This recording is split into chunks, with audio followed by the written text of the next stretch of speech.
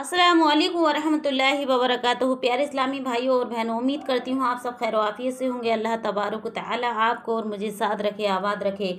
देखिएगा प्यारे इस्लामी भाइयों और बहनों, आज की वीडियो में हम जानेंगे कि ज़मीन आसमान अल्लाह तबारक व तआला ने कैसे पैदा किए। चाँद सूरज सितारे, तब ज़मीन चाँद सूरज सितारे कुछ भी ना था, तन्हा अल्लाह रब्बुल आलमीन कायनात का परवरदिगार अल्लाह सुब्हान व तआला अल्लाह तबारक ताला ने कलम को पैदा फरमाया और हुक्म दिया, कलम तू लिख।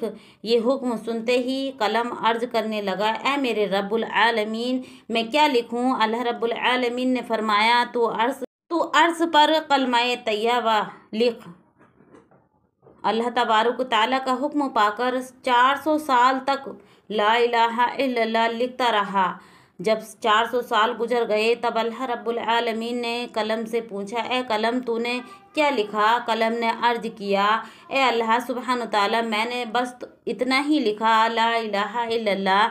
अल्लाह रब्बुल आलमीन ने फरमाया, तूने कलम का आखिरी हिस्सा क्यों नहीं लिखा। कलम खौफ से कांपता हुआ अर्ज करने लगा, ए मेरे रब, तू पाक है, तू यकता है, अल्लाह के सिवा कोई माबूद नहीं। अब इस नाम के बाद कौन सा नाम लिखूं, ये मेरा हौसला नहीं और मैं कुछ नहीं जानता।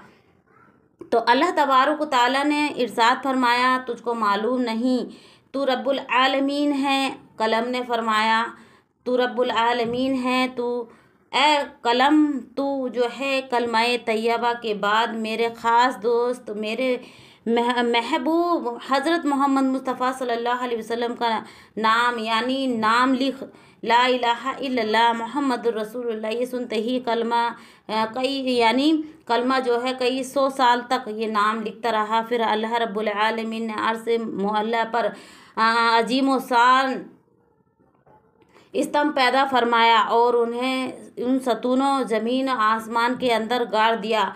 मुफस्सरीन ने जिक्र किया है कि एक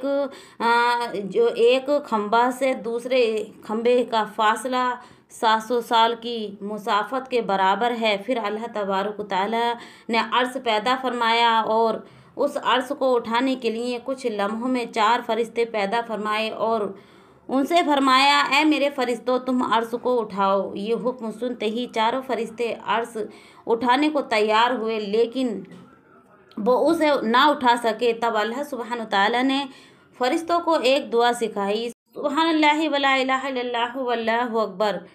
जब फरिश्तों ने ये दुआ पढ़ी तो अर्श उठने के लिए अर्श उठाने के लिए काबिल हो गए। उसी वक्त अल्लाह रब्बुल आलमीन की कुदरत से बेशुमार फरिश्ते पैदा हुए और सब अल्लाह सुब्हान ताला की हम्द व सना करने लगे। फिर अल्लाह तबारक ताला ने अपनी अजीम कुदरत से माओ अर्थ तैयार फरमाया और वो सुर्ख याकूत से लोहे महफूज पैदा फरमाया, उसे अर्श के नीचे रख दिया। फिर अल्लाह सुब्हान ताला ने कलम को हुक्म दिया, ए कलम, इस अजीम शान तख्लीक, इल्म और कायनात तक पेश आने वाले तमाम का वाक़यात को लोहे महफूज पे लिख दे।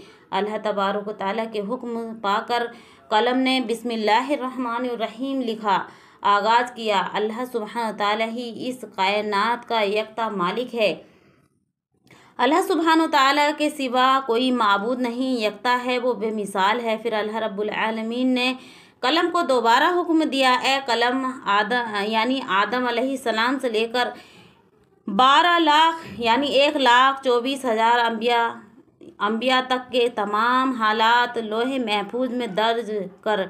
बस ये कलम ने हुक्म पाकर तमाम मखलूक और तमाम वाक़यात को लिख दिया। इसके बाद अल्लाह तबारक ताला ने याकूत की तरफ नज़र डाली तो याकूत खौफ से पिघल गया और पानी में तब्दील हो गया। फिर अल्लाह तबारक ताला ने जो है कुदरत से अपनी हवा पैदा फरमाई और रब्बुल आलमीन ने उसे शुमाल, जुनूब, मशरिक़ और मगरिब की तरफ भेज दिया और फरमाया, तुम लोग तेज़ रफ्तारी से बहते हुए पानी में लहरें पैदा करने लगो और झाग उठने लगे और फ़ौरन ही अल्लाह तबारक ताला के हुक्म की तामील हुई। चुनाचे पानी के ऊपर झाग जम गए और उन झागों के बहमी तसदूम से अल्लाह सुब्हानो ताला के हुक्म से आग पैदा हुई। कुछ ही देर बाद उस आग से धुआं निकलने लगा। फिर अल्लाह तबारक व ताला का अर्श पानी के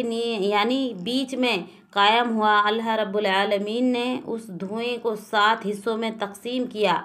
उसके पहले हिस्से से पानी, दूसरे हिस्से से तांबा, तीसरे हिस्से से लोहा, चौथे हिस्से से चांदी, पांचवें हिस्से से सोना, छठे हिस्से से मोती और सातवें हिस्से से याकूत पैदा फरमाया। इसके बाद अजीम अल्लाह तबारक ताला ने जो है अपनी कुदरत से पानी से पहले आसमान, तावे से दूसरा आसमान और लोहे से तीसरा आसमान, चांदी से चौथा आसमान और सोने से पांचवा आसमान और मवाद से यानी मोतियों से छठा आसमान और याकूत से आसमान यानी सातवां आसमान बनाया गया। एक आसमान से दूसरे आसमान तक का फासला तकरीबन 500 साल की मसाफत के बराबर है। फिर अल्लाह सुब्हानहू तआला की कुदरत से पानी से बदलकर एक सुर्ख रंग की मिट्टी की मानिंदा चीज़ वजूद में आई। तब अल्लाह तबारक व तआला ने जो है 4 फरिश्ते हज़रत जिब्राईल अलैहिस्सलाम, हज़रत मीकाईल, हज़रत इसराफील और हज़रत इज़राईल अलैहिस्सलाम को पैदा फरमाया और हुक्म दिया कि चारों तरफ से उसको खींचो। अल्लाह तबारक व तआला के हुक्म पर उन्होंने ऐसे ही किया। वो चीज़ें एक वैसी और आरी ज़मीन की सूरत इख्तियार कर गई। फिर अल्लाह रब्बुल आलमीन ने महज 6 दिनों में आसमान, ज़मीन, चाँद, सूरज, सितारे, सारे कुछ यानी जितने कायनात में जो कुछ है सब कुछ पैदा कर दिया। फिर हज़ारों साल बाद अल्लाह रब्बुल आलमीन ने बेधुआ आग पैदा की और उससे जिन्नात को पैदा फरमाया। जिन्नात में एक नबी भेजे गए जिनका नाम यूसुफ था। अल्लाह सुब्हानहू तआला ने उसी नबी को शरीयत के अहकाम सिखाए और उन्हें दुनिया में भेजा। इसी तरह जिन्नात की ज़िंदगी चलने लगी। लेकिन बहुत सालों के बाद जिन्नात अल्लाह तबारक व तआला के अहकाम भूल गए और सब के सब गुमराह होकर गुनाहों में डूब गए। तभी यूसुफ यानी नबी जिन सबसे कहने लगे कि ए जिन्नात की जमात, अल्लाह तबारक ताला से डरो, गुनाहों से बच जाओ। क्या तुम भूल गए अल्लाह तबारक ताला यकता है, उसके सिवा कोई माबूद नहीं। बस तौबा करो और सीधे रास्ते पर वापस आ जाओ और अल्लाह तबारक ताला के अहम अहकाम मानो। लेकिन जिन्नातों की जमात ने उनकी बात नहीं मानी और सब ने मिलकर उनको कत्ल कर दिया। इधर फरिश्ते कहने लगे, ए अल्लाह तबारक ताला, जिन्नात की जमात दुनिया में गुनाह में मुब्तला होकर फसाद बर्पा कर रही है और कत्ल कर रही है। अल्लाह रब्बुल आलमीन निहायती रहमी यानी तू बहुत रहीम और करीम है, उसकी रहमत बेपाया है। फरिश्तों की ये बात सुनकर अल्लाह तबारक ताला ने जिन्नात को उनके गुनाहों की सज़ा दी, बल्कि दोबारा एक और पैगंबर यानी उनको जो है सज़ा नहीं दी, बल्कि एक और पैगंबर को भेजा। लेकिन वो कामयाब ना हो सके। सिर्फ चंद जिन ही उनकी हिदायत कबूल करके सीधे रास्ते पर आए और बाकी सब गुमराह हो गए। तकरीबन 3600 साल अरसे में जिन्नातों ने बेशुमार पैगंबरों को कत्ल कर डाला। फिर अल्लाह तबारक ताला ने फरिश्तों से फरमाया, जाओ जो गुनाह में मुब्तला हैं उनको सज़ा दो। अल्लाह तबारक ताला के हुक्म को पाते ही फरिश्तों ने करोड़ों जिन्नात को सज़ा दी। सिर्फ वही मोमिन जिन्हें जो गुनाहगार जिन्नों के खौफ से जंगलों, पहाड़ और गुफाओं में बैठकर अल्लाह तबारक ताला की इबादत करते थे, वही फरिश्तों के हाथ से बच गए। उस वक्त फरिश्तों ने देखा कि एक कम उम्र हसीन जमील जिन्नात तन्हा खड़ा है। उसका नाम इबलीस था। उसे देखकर फरिश्तों के दिल में रहम पैदा हुआ। तब फरिश्तों ने अर्ज़ किया, ए हमारे रब, ए माबूद, ये कमसिन जिन बिल्कुल बेसहारा है, इस पर हमें बहुत शफ़ाक़त आ रही है। क्या हम इसे आसमान पर लेकर परवरिश करें? फरिश्तों की दरख्वास्त पर अल्लाह तबारक ताला ने इजाज़त अता फरमाई। इसके आसमानों पर ले आओ। इब्लीस तेज हाफजे वाला था, जो एक बार सुनता वो हमेशा के लिए याद रखता। उधर जो है जिन्नात जिंदा बचे थे, उनकी नस्लें बढ़कर फिर से दुनिया जिन्नात से भर गई। उधर फरिश्ते इब्लीस को पहले आसमान पर ले आए। वहाँ पहुँच कर फरिश्तों ने उसे अल्लाह की इबादत और बंदगी के सभी उसूल और जवाब सिखाए। इब्लीस ने बहुत कम वक्त में ये तालीम हासिल कर ली और फिर 1000 साल पहले आसमान पर अल्लाह की इबादत करता रहा। इब्लीस की इबादत में या कोई और इलाज देखकर फरिश्ते हैरान हो गए और कहने लगे, हमें तो सिर्फ अल्लाह की इबादत के लिए पैदा किया गया है, हमारी तालीम और रियाजत सब कुछ इबादत ही है। मगर क्या ताज्जुब की बात है कि इब्लीस ने हमसे इबादत के तरीके सीखे और अब ऐसे इबादत कर रहा है कि उसके मुकाबले में हमारी इबादत कुछ भी नहीं। हमने तो अपने दरमियान किसी को ऐसी इबादत करता नहीं देखा। ऐसा लगता है कि इब्लीस से हमें बहुत कुछ सीखना है। फरिश्ते उसकी इबादत से इतने मुतासिर हुए कि बड़े एहतमाम के साथ 1000 साल बाद उसे पहले आसमान से दूसरे आसमान पर ले गए। दूसरे आसमान पर आकर वो उससे भी ज़्यादा इबादत में मशगूल हो गया। वहाँ के फरिश्ते ये देखकर हर तरफ से तारीफ़ करने लगे। बहुत से फरिश्ते उसकी मदसराई करने लगे। उसके नाम आबिद रख दिया गया। इब्लीस ने 1000 साल इबादत की। उसके बाद फरिश्ते उसे दूसरे आसमान से तीसरे आसमान पर ले गए। वहाँ पहुंचकर वो और ज़्यादा यासूई और खुशू के साथ अल्लाह की इबादत में लग गया। ये देखकर वहाँ के फरिश्ते उसकी इबादत पर फ़िदा हो गए और उसका नाम बली रख दिया गया। इसी तरह इब्लीस ने हर आसमान पर 1000 साल इबादत की। आखिरकार जब वो 7वें आसमान पर पहुंचा तो सुकून और इत्मीनान के साथ रहने लगा। इब्लीस ने हर पहलू से बहुत ज़्यादा इल्म और तजुर्बा हासिल कर लिया था। तब फरिश्तों ने अल्लाह की बारगाह में दुआ की, ए हमारे रब, ए हमारे अल्लाह, तू अपने महबूब इब्लीस को अर्श मौला पर उठा ले तो हम उसे बहुत कीमती नसीहत सुनकर बहुत कुछ सीख सकते हैं, क्योंकि उसने हमसे कहीं ज़्यादा इल्म हासिल किया है। अल्लाह तबारक तआला ने फरिश्तों की इस दरख्वास्त को कबूल फरमाया और इब्लीस को अर्श मौला के करीब ले आया। वहाँ पहुंचकर इब्लीस याकूत से बने एक बुलंद मिंबर पर इबादत में मशगूल हो गया और बाज नसीहतें करने लगा। ये सब देखकर फरिश्तों ने उसे मलाइका फरिश्तों का उस्ताद तस्लीम कर लिया। उधर ज़मीन पर के जो जिन्नात बाकी रह गए थे वो दोबारा सख्त गुनाहों में मुब्तला हो गए। तब अल्लाह तबारक तआला ने इब्लीस से फरमाया, ए इब्लीस, मैं तेरी इबादत बंदगी और इताअत देकर बहुत राज़ी हूँ। अब तू दुनिया में तू अपनी दुनिया में जा और अपनी कौम जिन्नात को सीधी रास्ता दिखा। अल्लाह रब्बुल आलमीन का ये हुक्म पाकर इब्लीस बोला, ए माबूद, ए अल्लाह, मैं आपका हुक्म की ज़रूर तामील करूँगा, लेकिन ए अल्लाह, मुझे ऐसी ताकत अता फरमा दीजिए कि मैं दिन भर दुनिया में जिन्नात को तालीम देने के बाद शाम को दोबारा यहाँ लौटकर अपनी इबादत में मशगूल रह सकूँ। अल्लाह रब्बुल आलमीन ने इब्लीस की ये दरख्वास्त कबूल फरमा ली। चुनाचे इब्लीस बहुत खुशी के साथ दुनिया में आया और जिन्नात से कहने लगा, है जिन्नों की जमात, क्या तुम भूल गए हो उस अजाब को? अभी वक्त है, अल्लाह की तरफ लौट आओ। अल्लाह के सिवा कोई माबूद नहीं। गुनाहों को कम करो और छोड़कर नेक रास्ते पर वापस आओ।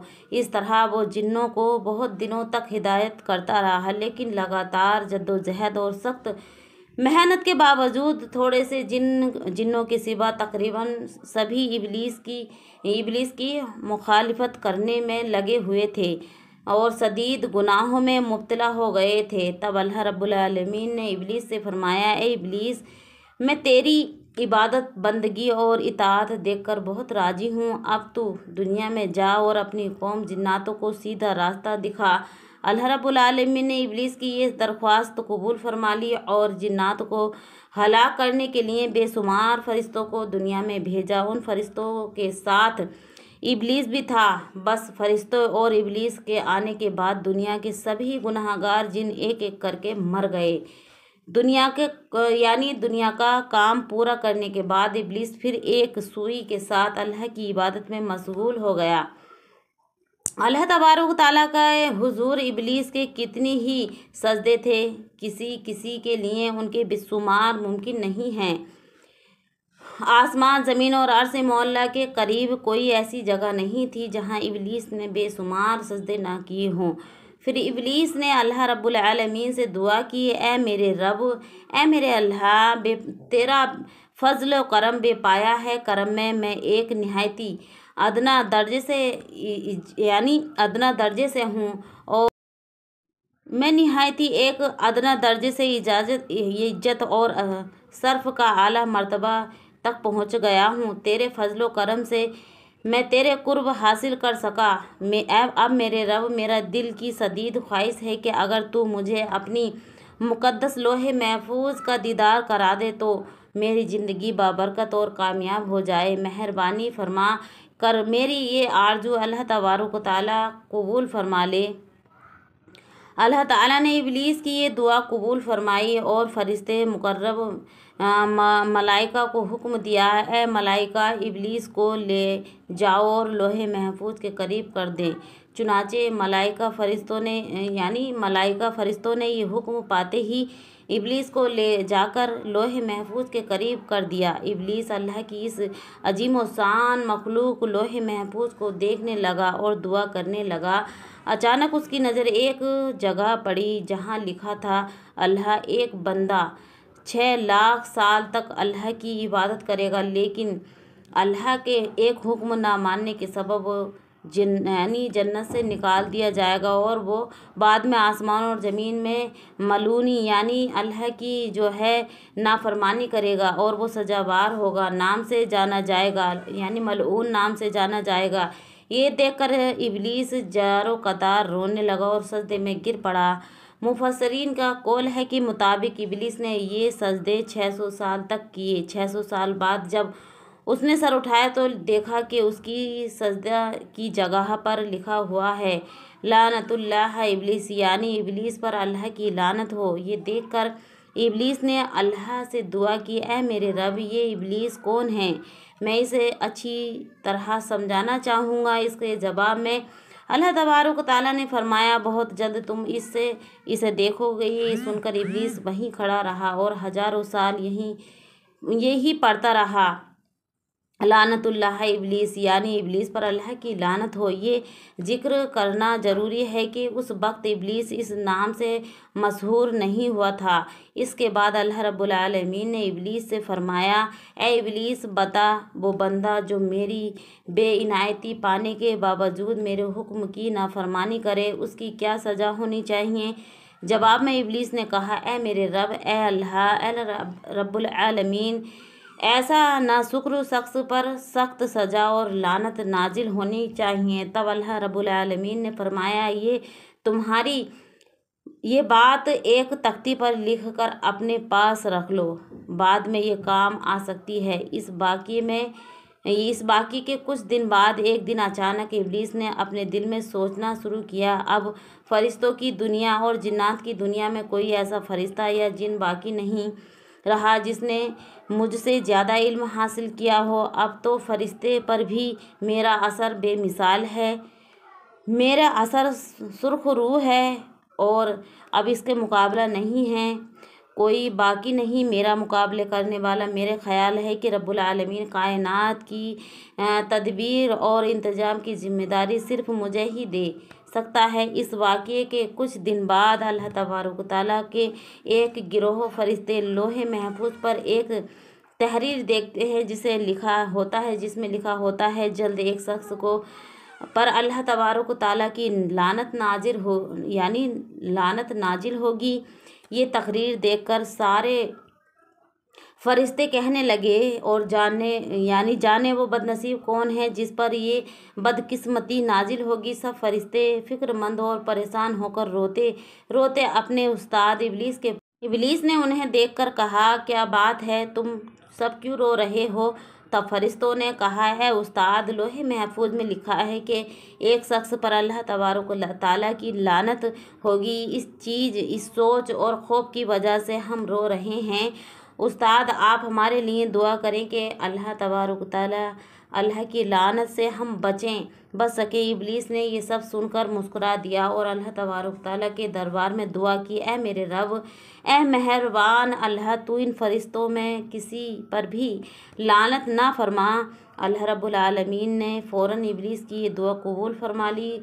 कुछ दिनों बाद एक दिन इब्लीस ने अर्श मौला के एक तख्त पर रोशन नूर के हुर्फों में एक तहरीर देखी।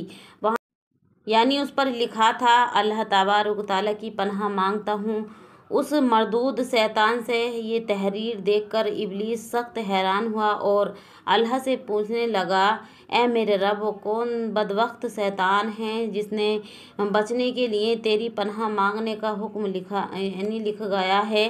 अल्लाह रब्बुल आलमीन ने फरमाया, बहुत जल्द तुम उसे पहचान लोगे। उधर जिन्नातों में फसाद बर्पा करने वाले को हिलाक कर देने के बाद अल्लाह रब्बुल आलमीन ने ऐलान फरमाया है, मेरे फरिश्तों, ज़मीन पर एक नया खलीफा पैदा करने वाला हूँ।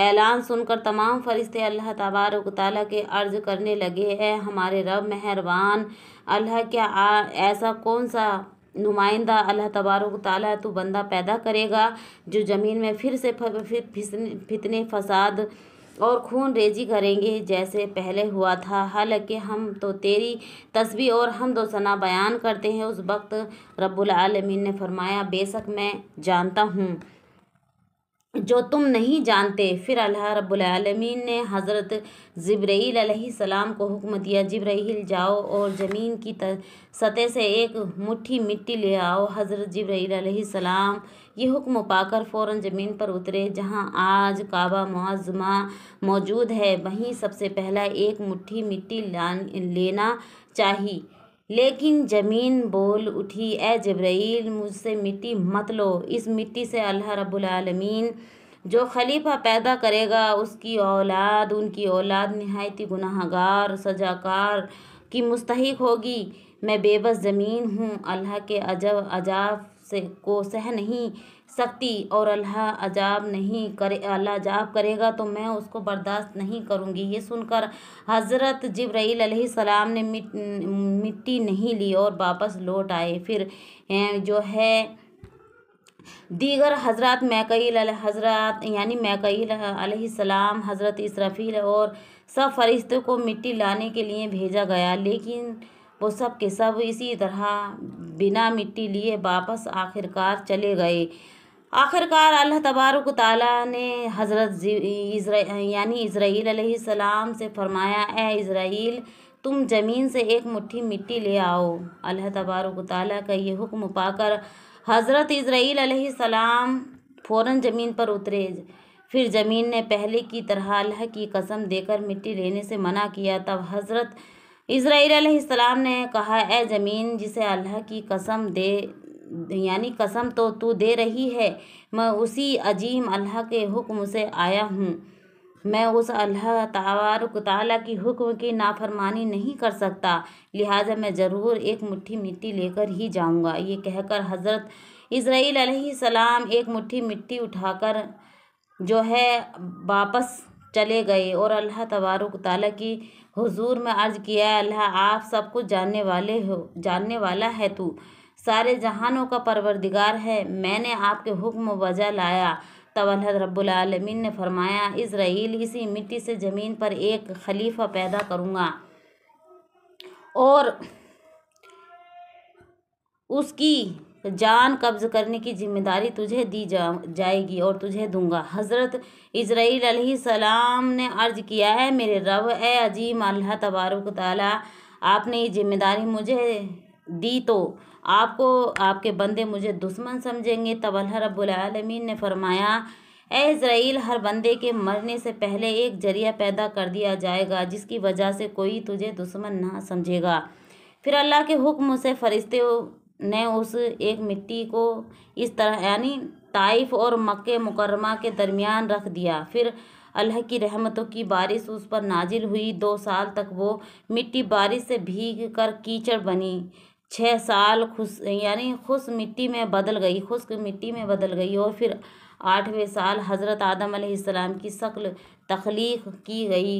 फिर एक दिन इब्लीस 70,000 फरिश्तों को साथ लेकर हज़रत आदम अलैहिस्सलाम के पास आया और देखा कि उसके जिस्म बंजर की तरह ज़मीन पर रखा है।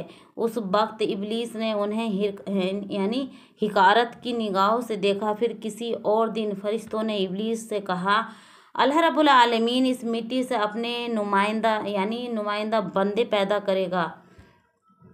तब इब्लीस ने कहा, ये बात दुरुस्त है, लेकिन अगर अल्लाह तबारक तआला ने इस सूरत को मेरे ताबे कर दिया तो मैं इसे तबाह कर दूंगा, और अगर मुझे उसके ताबे कर दिया तो मैं उसकी इताअत नहीं करूंगा। इस वाक़ये के 40 दिन बाद हज़रत आदम अलैहिस्सलाम की रूह पैदा की गई। फिर अल्लाह रब्बुल आलमीन ने तमाम फरिश्तों को हुक्म दिया, ए फरिश्तों, तुम सब आदम अलैहिस्सलाम को सजदा करो। तमाम फरिश्तों ने हज़रत आदम अलैहिस्सलाम को सजदा किया, लेकिन इब्लीस ने सजदा नहीं किया। तब अल्लाह रब्बुल आलमीन ने फरमाया, ए इब्लीस, जिसे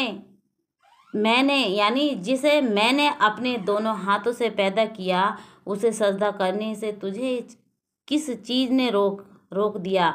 क्या तूने तकब्बुर किया? इब्लीस ने कहा, मैं इससे बेहतर हूँ। ए अल्लाह, आपने मुझे आग से पैदा किया और इसे मिट्टी से। तब अल्लाह रब्बुल आलमीन ने फरमाया, ए इब्लीस, यहाँ से निकल जा, क्योंकि तू अब तू मलऊन है, तुझ पर क़यामत तक लानत रहेगी। इस वक्त इब्लीस ने कहा, है अल्लाह, ये तो आदम ही की वजह से है कि मैं तेरे दरबार से निकाला गया हूँ, मलऊन हुआ हूँ, ये मेरी बदबख्ती है। तब अल्लाह तबारक तआला ने फरमाया, ए इब्लीस, उस तहरीर की तरफ देख जिसमें लिखा है। इब्लीस ने उस पर नज़र डाली तो देखा कि लिखा है कि एक बंदा फरिश्ता अल्लाह तबारक तआला की नाफरमानी करेगा और उसकी सज़ा अल्लाह की लानत होगी, वो अल्लाह की रहमतों से महरूम हो जाएगा। ये पढ़कर इब्लीस सख्त मायूस हुआ और शर्मिंदा हुआ और अर्ज़ किया, ए मेरे रब, मुझे क़यामत तक की मोहलत दे। मेरी दूसरी दरख्वास्त ये है कि मुझे आदम की औलाद की दिमाग के अंदर दाखिल होने की इजाज़त दे और मुझे उनकी आँखों से ओझल कर दे, ताकि मैं हमेशा उन्हें धोखा दे सकूं। तेरी इजाज़त की कसम, मैं सबको गुमराह कर दूंगा सिवाय उनके जो ईमानदार और अल्लाह वाले होंगे, जो तेरे रास्ते पर कायम रहेंगे। तब अल्लाह रब्बुल आलमीन ने फरमाया, मैं तुझे और तेरे पैरकारों से जहन्नुम को भर दूंगा। फिर अल्लाह रब्बुल आलमीन ने फरिश्तों को हुक्म दिया, तुम हज़रत आदम अलैहिस्सलाम को जन्नतुल फिरदौस में ले जाओ। फरिश्तों को ये हुक्म मिलते ही हज़रत आदम अलैहिस्सलाम को जन्नतुल फिरदौस में पहुंचाया गया और अल्लाह तबारक तआला ने उन्हें अपनी सारी नेमतें अता फरमाई। प्यारे नाज़रीन, अगर आप चाहते हो कि इसके बाद का हिस्सा भी सुनो तो अपनी राय कमेंट बॉक्स में ज़रूर लिखें। इंशाअल्लाह तबारक तआला आपको ज़रूर आगे का हवाला सुनाया जाएगा। सिर्फ़ अल्लाह तबारक तआला ही हम सबका मालिक है और अल्लाह को छोड़कर बुरे रास्ते पे नहीं जाएं। सिर्फ़ अल्लाह ही हमें तबारक तआला हमको सीधी राह दिखाए और हम सबको सुन्नत रसूल पर चलने की तौफीक अता फरमाए। अस्सलामु अलैकुम व रहमतुल्लाहि व बरकातहू।